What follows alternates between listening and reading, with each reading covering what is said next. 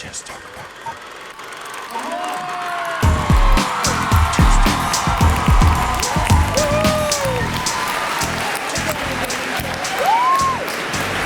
feel like I'm on a chat show right now, so I'm going to stand up. Yeah, I'll do the same in a second. Welcome to Montreal! Thank you very much, thank you. Is this your first time? It's my second time, actually. I came about 4 years ago. We were doing a convention down in Toronto, so I flew here for about 24 hours or so just to see the city. And I like it much better here. It's great being back. No, honestly, it's brilliant to be back, especially with everything going on. Like, meeting you guys is awesome. The jazz festival that's on at the moment, we went to see that last night. There's some really good food knocking about as well, which we had, local delicacies especially. Yeah, just been a fantastic trip so far. Yeah, well, welcome. Well, let's get right to it. We got so many people excited to ask you questions. We're just gonna jump right into it. Is that good? Cool, yeah. All right, so we'll start right there. Hi. So first, I wanted to say thank you for being with us today, and sorry for my bad English. So my question is, in Harry Potter, we know that you're very funny, but I wonder if in real life you have done some tricks and that will always be engraved in your head. Yeah. Okay, can you tell us, please? Yes. There were a couple. Obviously, what was cool about when we were filming Potter, we were kind of not encouraged to be mischievous, but we got away with it. Basically, you could say we're method actors, and this is what we have to do.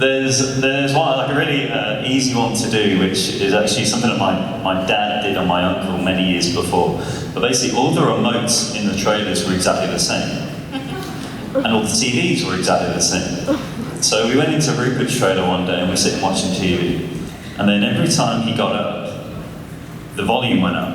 And every time the volume went, he sat down, the volume went down. So we said, why don't you stamp your foot and see what happens? So he'd stamp his foot and the channel would change. And we had this going for a good while. Yeah, a good half hour. And then eventually we had to let him in on it. I think he was secretly quite disappointed that he didn't have these powers anymore. Thank you.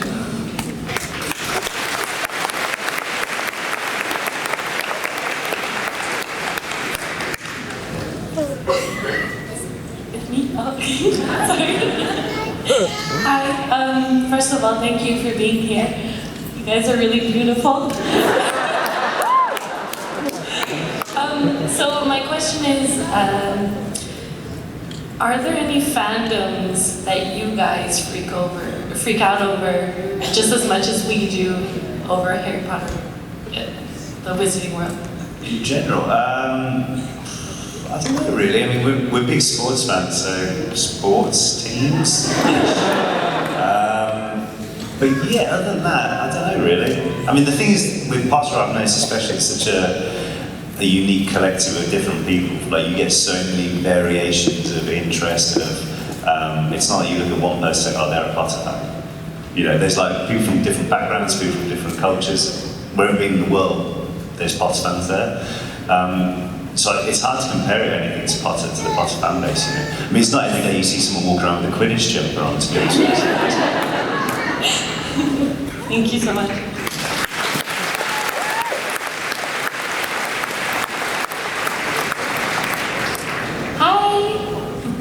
Thank you for being here. I just going back to Universal Studio in Orlando this summer, and I wanted to know, aside from the Weasley store, what's your favorite place of the park and why? Well, we're actually there a couple of weeks ago for the opening of the new Hagrid ride, which, and I'm not just, has anyone been on it? So I'm not just saying it because we were there, but it is the best roller coaster I've ever been on. Oh my god! I know it's quite a statement, and it doesn't even have loops or anything, but it's so well, like the technology is amazing. And basically, when we went there for the launch, the day before they said to us, right, well, you can go on it and then tell us what you think. So there was Oliver, myself, Tom, Rupert, Ivana, and literally as soon as we finished, like, we want to go again. And because it's in, like, there's you sit either in the motorbike or the sidecar, they're both kind of different experiences. So that's another element too, which is really fun. Actually, I'm going to sidestep this a little bit as well, another story. So we're doing the, with the, I can never really get a word in with him, so I'm really indulging myself. When we went to do the opening for it, the day before, they said, right, well, we'd like you guys to come in on the bike. So yeah, we could do that, that could be fun. Who wants to be on the actual bike and who wants to be in the sidecar? So I said, I'll be on the bike. Okay, we're going to do a demo the day before, we'll just run through it, see if it's all okay. So okay, no problem. So I got in there and the guy's teaching me through this bike. He's like, okay, so you're going to go easy on the clutch as you know, da da da. And I was like, let's pretend I've never been on a motorbike. And just before this as well, they've told me that I'm in the sidecar. James is driving in the dark through smoke into the world's media, and the sidecar was made on a 3D printer. So just give you some context. And there's some pretty solid walls around Universal. So anyway, go on. So I feel like a judge on a panel. I'm just like, So I actually had to learn how to ride a motorbike in about 12 hours. Knowing that if I stalled it, the world's media would be there, and if I crashed it, probably a $300 million roller coaster would go kaput. So that was an interesting couple of days. But yeah, back to your answer, the new ride there is absolutely out as well. Thank you.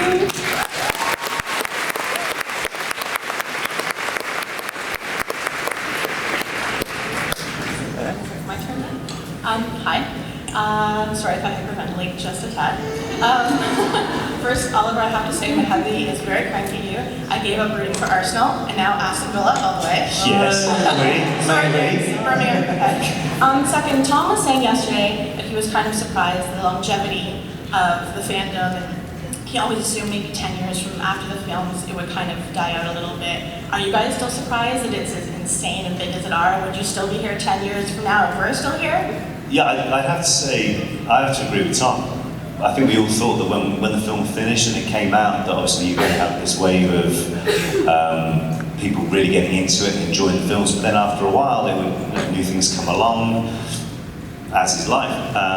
So yeah, to think that here we are over 10 years later, since the last one came out, and there's still this interest. It's still mind-boggling to us. I mean, we love knowing the fact that still happens. It's quite funny. We met someone not too long ago who was there with a like 12, 13-year-old daughter. And so yeah, our first date, we were in high school, and our first date was the first Potter film. And now their kid knew everything about the films as well, so it shows it's a new generation as well, which is pretty unique to anything else. And it's, for us it's great because the weirdest thing that people look at us and say is, oh, you don't have ginger hair. And sometimes I look and go, we didn't really fly a car either. But it's quite cool how people can get that into it, and to think that, when we're filming, you don't see who's going to be seeing the films, you just see the set, you see the crew and the camera, and that's it. So it's quite nice, especially at these events, to meet you guys and hear your stories about where you watched it, or who you watch it with now, or some people watch it every Thanksgiving or whatever like that. There's always a story to it. So it's amazing to think that we're part of that. Yeah, it's pretty special. Awesome, thank you.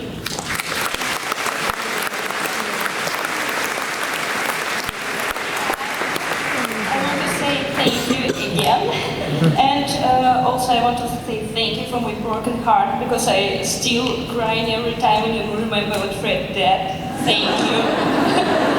I didn't do anything. Trust me, I'd have changed that if I could have changed it. Yes, and my question is, if you can play any character which has ever been existed, which character would you choose and why? In Everything, like any character. Like well, consult the thinking chair or James.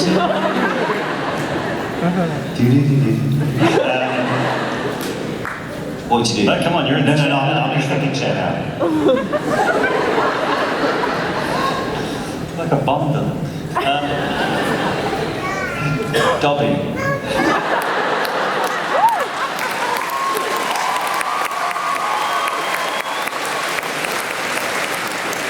So of everything ever. host, stand there. It's the powers of the thinking chair. I don't know, just a random thought, because I saw it on someone's t-shirt earlier. The Loch Ness Monster. Because it was probably the last thing you'd ever think I'd say.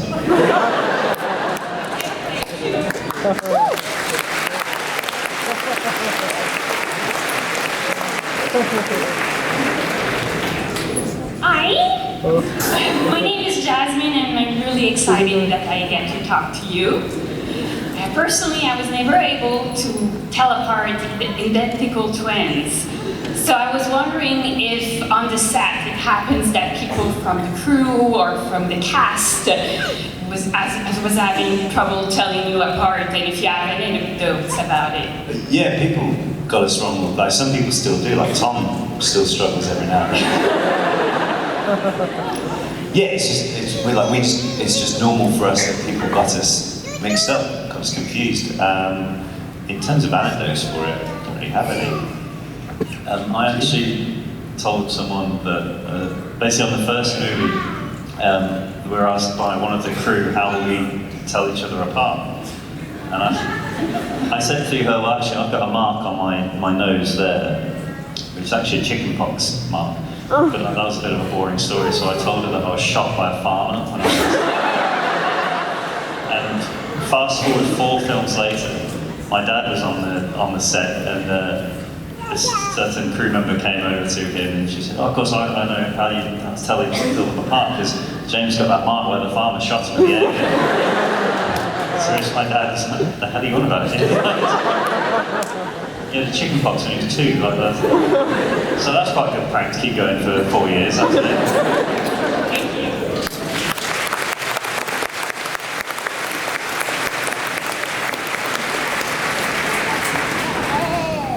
So real life super agent, James Ron on stage. Here's a story. When you went to Harry Potter Land, what was your favorite part?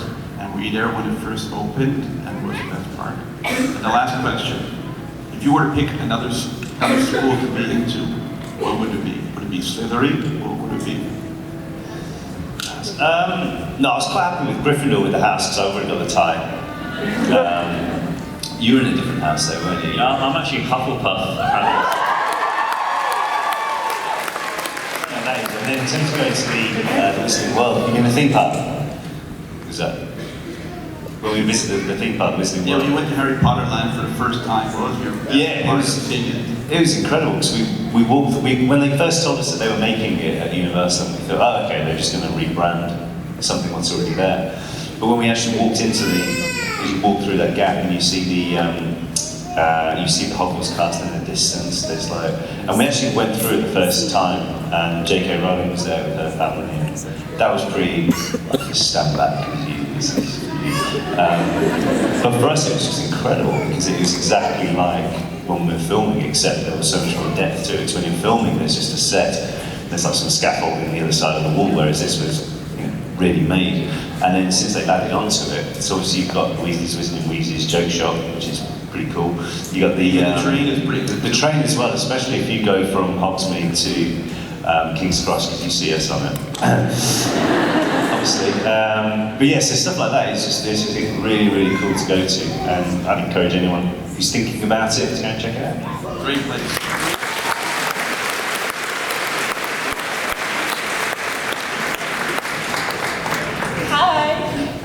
So in 2 years, it's gonna be the 10th anniversary since the release of the last movie, and the 20th anniversary since the of the first movie. So if we suppose something happened, what would you want that would be like? A documentary, a party, a reunion, all of the cast have tattoos.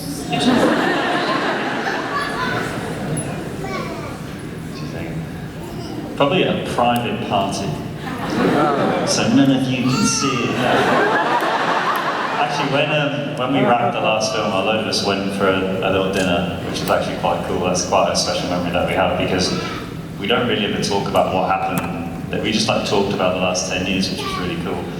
So maybe something like that would be nice. But to be honest, we do stay in contact with quite a few guys from the crew anyway. The best way I kind of describe to people is like friends from high school or university or whatever. Like you got really close friends that you speak to quite often, and guys that you see every so often. It's very similar to that.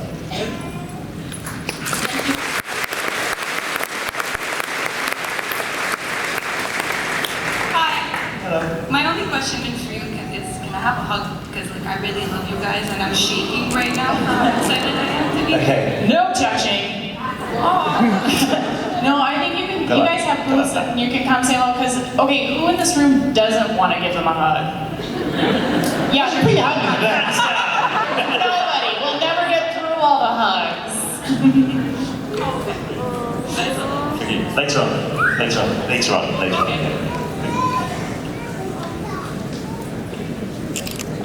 Alright, hello. So my question, you're probably going to have a different answer, both of you. So what was your reaction when you read in the book or in the script that Fred would die in this epic final battle? Would you have wished for the opposite? I thought it could be worse.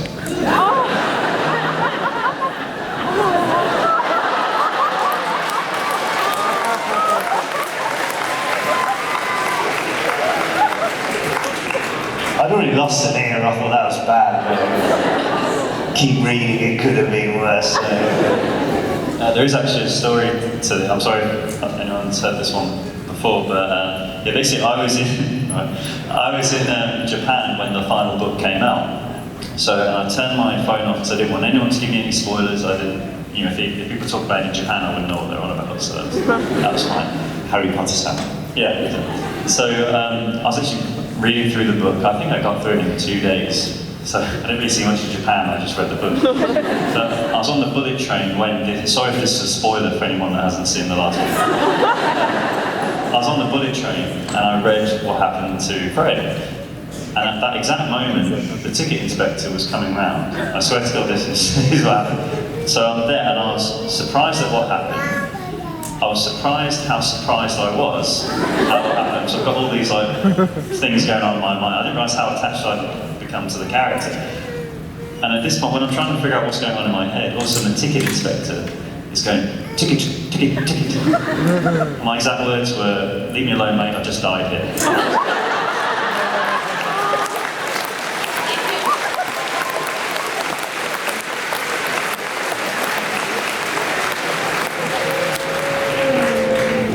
Hi guys. So my question is, while you were filming the Harry Potter series, what was your relationship with Joe Rowling? Honestly, didn't really get to see her too often, to be honest with you. Like, we met her a handful of times maybe. And when she did, it was really nice that you could ask her anything, pretty much. But at the same time, yeah, she kind of just left people to it, which was nice. The best compliment she gave was saying you were great. That was the best. When it comes from someone like that, that's who you want to get the praise from. But other than that, not a great deal, apart from the time she walked into Rupert's room and we were playing darts with a crossbow. Yeah, apart from that, it was all good. Yeah. Thank you.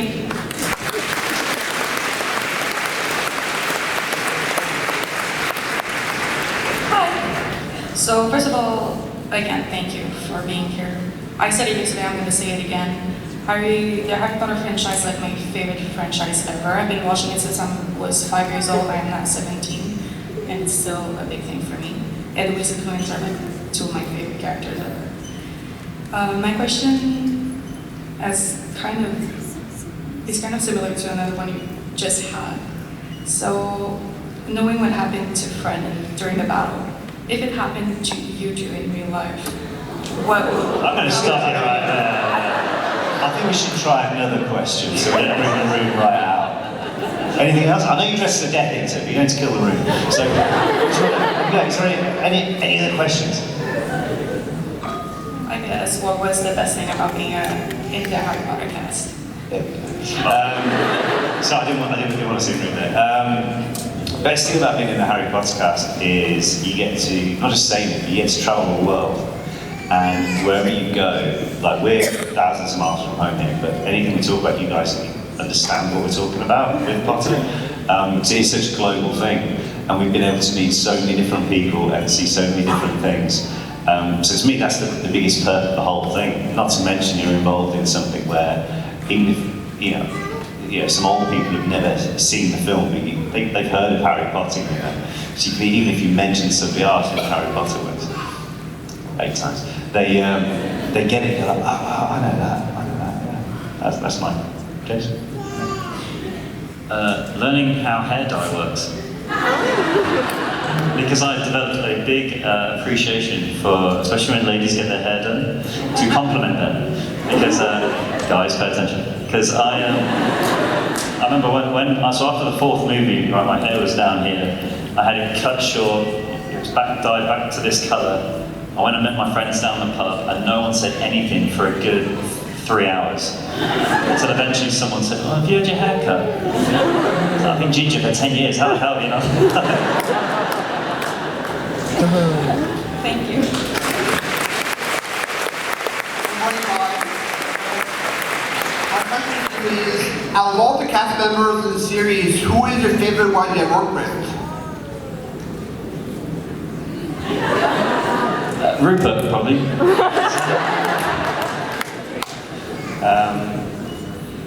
Yeah, probably Rue. Yeah, he's one of our best mates.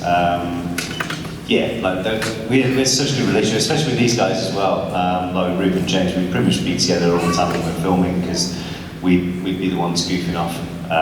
When we weren't filming, there's a lot of waiting around, so we'd come up with different ideas to pass the time of day, be that playing table tennis, building a model aircraft. What else did we do? Did a Lego film. Yeah. Basically, when you're filming, there's a lot of waiting around. But on certain, like, parts of big productions, so there's a lot of waiting around for setting up different camera shots, and so there's a lot of time to kill. And we went to an award ceremony, which was sponsored by Lego, which, to go back to favourite fandoms, Lego is mine. So the goodie bag was incredible. So we decided to make a proper stop-action Lego film, that was quite a cool thing to do. It was brilliant. You could interject different slides into it. So this awards we went to was the BAFTA Awards. So they gave, like, there was a Potter one, a BAFTA. So we all had a photo with the BAFTA. So we were watching this film back, and we presented it to the guy who did all the DVD extras. And we were like, oh, we've made this. We think it would be a really good extra for the scene. So we watched this whole thing. The film's of a shark chasing a guy through wherever, like it was good. I was very proud of it. Oliver, who didn't really have too much to do with it, decided to edit the thing. Yeah, someone's got to edit it. So literally on the very last frame, for like a millisecond, there's a picture of me with this BAFTA going like, and that was it. Everyone laughed apart from the guy who made the decision on if it goes in the DVD or not. So have we got it somewhere? Well, it didn't make the DVD, so. No, I know. Never mind. We should be able to find it one day. Yeah, one day. 30th anniversary DVD, there you go. Thank you.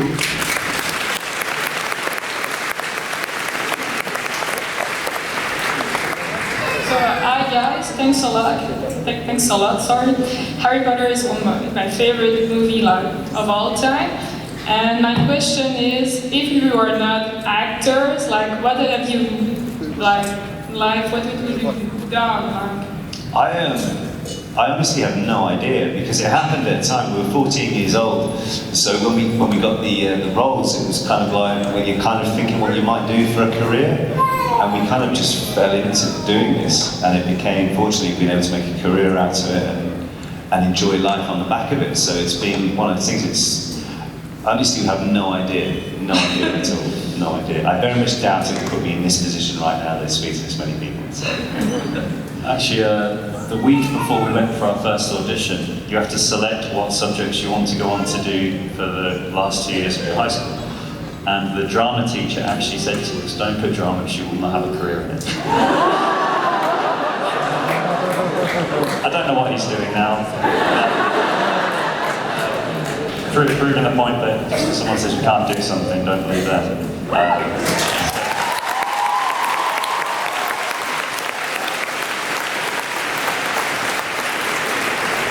That being said, I still don't know what I would have been doing. Thank you. Hi, how are you? Oh, thank you. How are you? Good, thank you. I have a question for my sister. She wasn't able to be here today, but she was wondering, she's pursuing acting, and she was wondering what advice you have for an aspiring actor.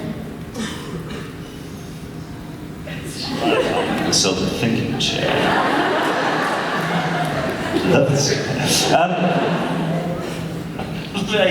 you're going to give some proper advice. Well, you know, like, I'm going to sit here like all the other actors who do, like, well, you know, like, I think it would be, when you go for an audition, one thing I've learned is, when you go into a room, that casting director does not want you to be crap. They want you to be the best person there, because it makes their job a lot easier. So that takes nerves away, like you wouldn't believe. So yeah, if she goes into an audition knowing that they want her to succeed, that's going to make it a lot easier. And the same with any interview you go into in life in general, to be fair, that's not even like an acting thing, that's in anything. So yeah, that would be my token of advice from the chair.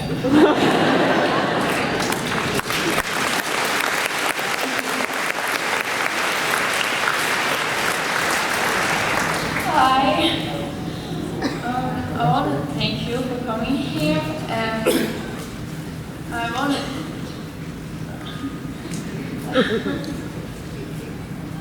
You can take a minute if you want.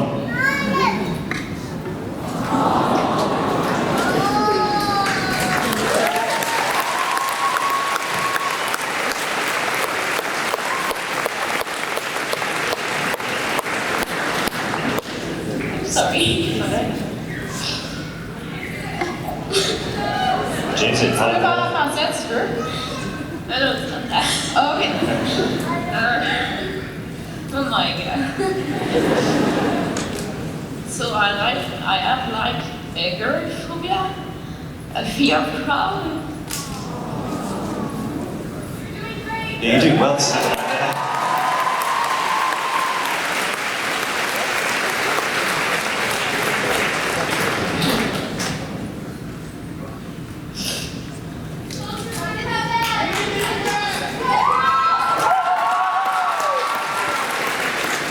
What's your name? What's your name? Caroline. Caroline, right, okay, so this is what I was just saying earlier, right? You're fear of crowds and everything like that, and yet you're in this position right now, surrounded by a load of people who don't want you to fail right now. So everyone's Right, no pressure. No, I'm just saying. I'm saying, everyone's giving, like, Caroline, everyone wants you to be great right now, and knows you're going to be great, so there's nothing to fear about what you're doing right now. So take a breath, and go for it.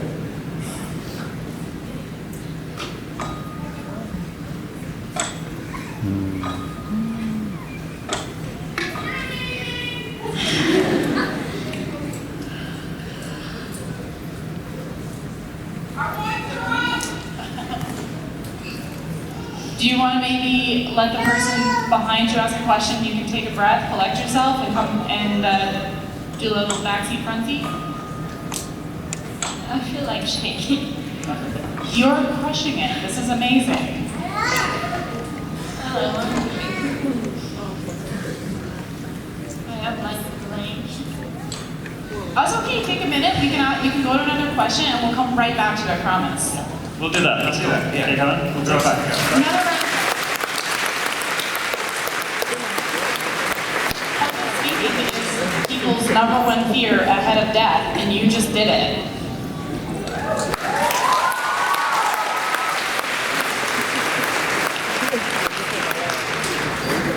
So, right across the aisle, we'll do that.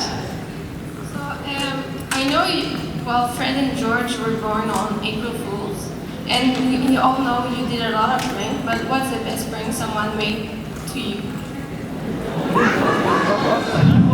No one's really ever got us. Like they've got us so far and then backed off. But you're committed now. Yeah. And if you're going to be pranked, if you're going to prank, you have to be admitted to be pranked yourself. So actually going back to another prank we did on someone. What is it, the harem? So basically I think James is the same. We live by a philosophy, if you're going to prank someone, or if someone's going to prank you, make sure you go back at them 3 times as bad. And this can range from someone thinking they're going to lose their job, to they're going to be evicted, whatever. So basically there was this girl, one of the trainees, I can't remember what she did now, it was something very good, like she pretended she dyed her hair green or something like that. Which you could tell quite evidently that she didn't, but anyway, she thought she was having a laugh. So we had a hiatus, 6-week hiatus, and we knew that she'd gone away to this place in the UK on a vacation. So meanwhile, we get back from filming, I get down her car registration number, and we write down a script. And I give to a friend of mine so she doesn't recognise the voice, call her up, and he reads off this script, what basically says, hello, is this such and such? Yes, it's your car registration plate, yeah, and it's a Golf, yeah, it's a VW black car, yeah, great, and you were parked in Nuki car park on this day, yeah. Right, so I need to inform you that because the bill has now exceeded £1,000, we need to either repossess your car or you need to pay over the phone. Now this is an intern who's not earning anything to do that. And she's like, and then my mate then goes further, he goes, I don't think this is a laughing matter, yes. So we keep this going, and we can see through a window her at this desk, like, oh no. But no, we're cool about it. This is the days before WhatsApp or anything, so we then had to, it was a bit of effort on us, we had to Bluetooth it to everybody back in the day. So yeah, so she learned that it was a joke after a while. Yeah, it's a really good one if you ever want to use it.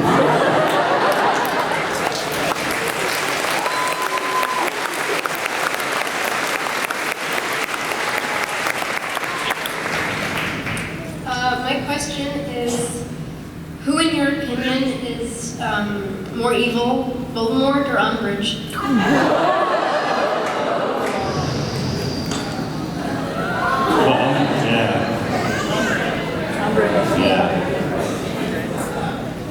I don't know, Voldemort's not exactly a nice chap you want to have a drink with, though, is he? At least Umbridge would make you a cup of tea.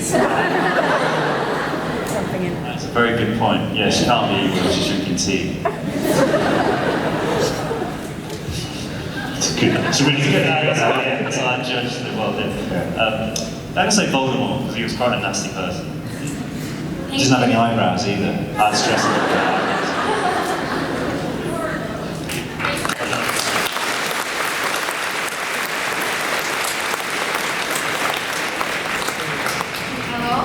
So my question is, what's your lifetime happiest memory on which you cast your Patronus charm? Ooh. There's a couple. Trying to get happiest memory. There's quite a few. Like, we've been very fortunate in our lives to be able to do some really cool things.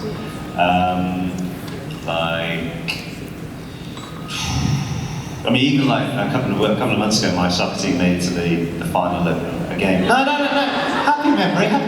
I ended up being in the players' reception at the end of the game with the trophy, which was pretty cool for someone who supported the team since they were 6. Knowing that afterwards, I was like, if I never see a game again, I'll be quite content. So yeah, that would be it. I don't know what the Patronus would be though. Probably a sloth. No, a sloth or something like that. So it would be like really. But by that time comes out, if you need it against a Dementor or anything, you'd probably be in trouble because it'd be the slowest thing to come out like. Yeah. Mine's really lame. Mine's actually when I taught my dog to sit for the first time. He was like 8 weeks old and he sat and I was like, that's amazing. But my Patronus, I keep changing. I always wanted a hedgehog. So I have hedgehogs in my garden naturally live there, so that's pretty cool. But then, if you're going with a sloth, I always think like a blue whale. Imagine like the biggest mammal of all time, just like cramming it.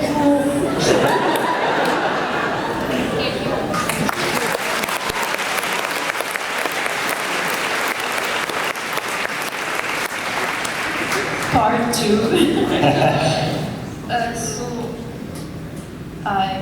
Like I said, I feel proud, and it was like hard to be here, especially Saturday. So I was like, the twin will be here, it's gonna be alright.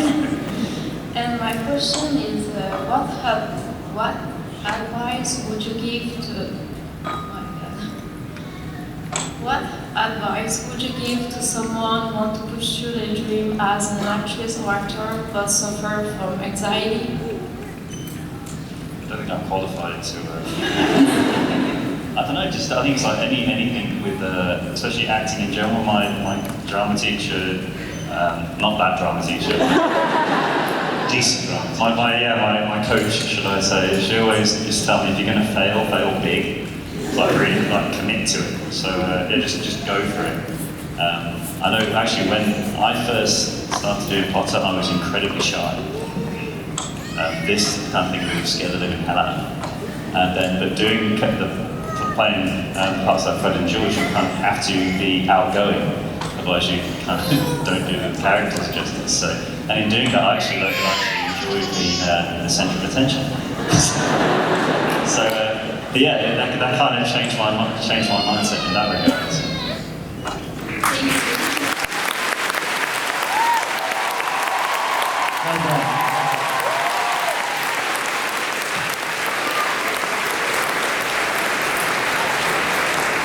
Hi guys. So I have a 14-year-old daughter. If you could say hi to her, her name is Lawrence. Hello, Lawrence. Where is she? Thank you. Where is Lawrence? She's in Alberta right now. Okay. I just came to visit family and it just so happened that it was Comic-Con, so I should say hi. So my question to you guys is how amazed are you that you've touched so many lives for so long? Yeah, just touching on it, a bit like I said earlier, like when you're filming, you don't understand who's going to be watching it, what their scenario is, what their, where they are when they're watching it, or anything like that. So it's pretty special to be able to do it. Yeah, it's just nice. Why I love things like this, because we get to talk to people and hear those stories, and it kind of makes it. Because when you're filming, it's literally you see what's in front of you, and it is a job in one degree, as in like you don't necessarily see the specialness of what it's making elsewhere. Yeah, it is just the coolest thing in the world to be able to say about that. Thank you.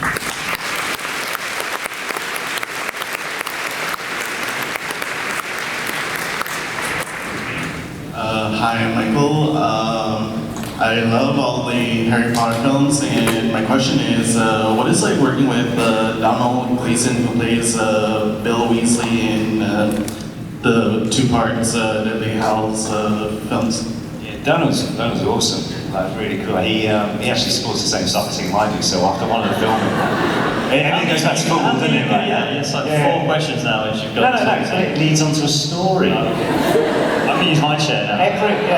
Consult the thinking chair. Every story has a bridge, so you've got to get to the story. Anyway, so we support the same team, and one day we finished filming, and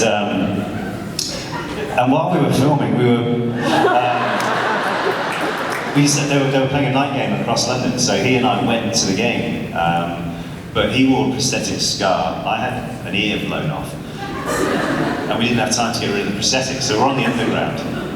I'm missing an ear, he's got a scar, and it was the easiest time to get a seat on the metro. They're really, really nice guys.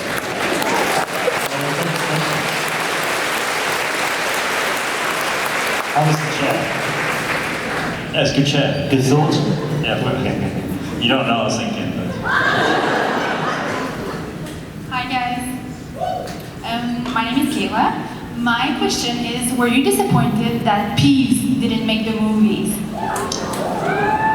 Yeah. So at the first time we met all the cast was at the read-through, and we were sat next to Brick Mail, who was playing Peeves, and growing up he was like an icon, comedy icon, and actually he was the nicest bloke as well. Some people say never meet your heroes, but he was absolutely amazing. And he actually gave us the first line we have in the original script we said together. And he like over the top, like really loud, which put us at total ease as well. So it was a shame that we didn't get to do more stuff with him, because he was such an icon of ours. All right, thank you.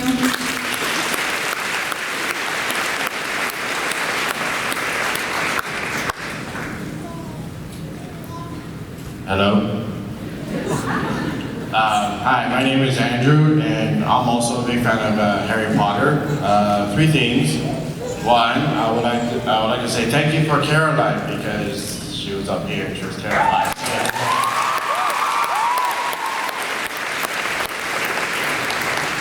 And my two questions are, will you ever audition for DuckTales or Doctor Who?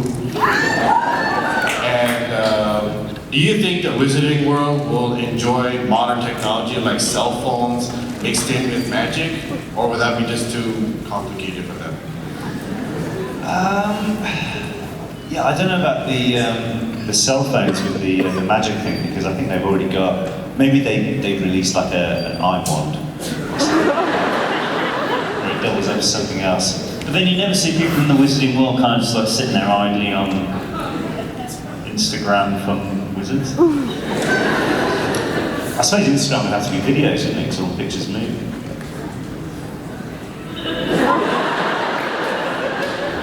There's a thought to keep you up at night. Jet lag.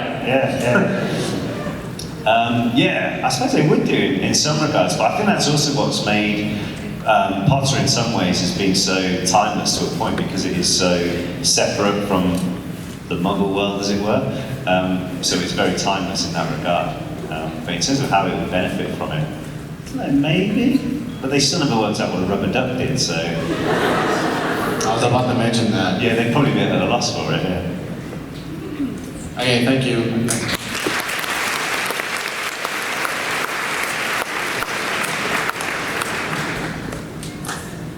Oh my goodness. Hi.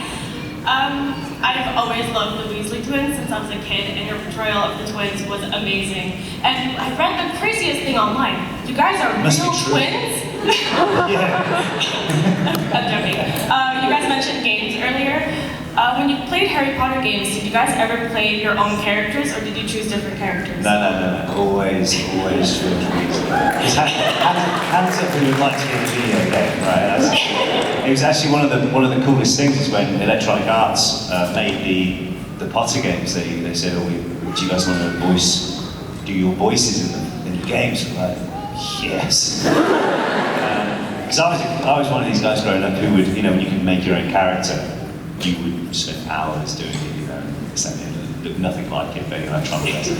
So we were able to do it, especially with EA, who are, one of the giants of the gaming world. And we went to their studios to do the voices, so they give you a script. Okay, so you've got to go here, Harry, you've got to do, all these instructions, and don't do this, or I'm going the wrong way, or something like that. And then there was about 4 pages of, okay, and this sound is as if you just walked into a wall. So there's only so many variations of stuff like that. And then it's only afterwards that I realised that, oh yeah, I suppose every game's got that. But it was quite satisfying, to be fair, to run my character into the wall to hear that. Good story, right? Thank you.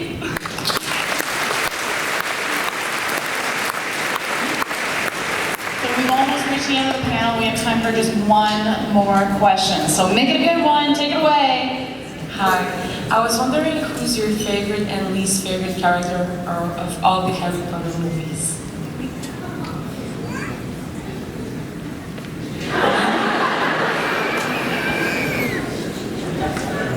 Actually, let's do that one more time. Fred and George, I'm not going to say which order. I'm joking. What would you say, James? You've been quiet. Yeah. Least favourite character would be Death Eater number 3. No, number 4. Number 3. Number 3. Was he the one with the cloak? Yeah. Favourite character? Lockhart.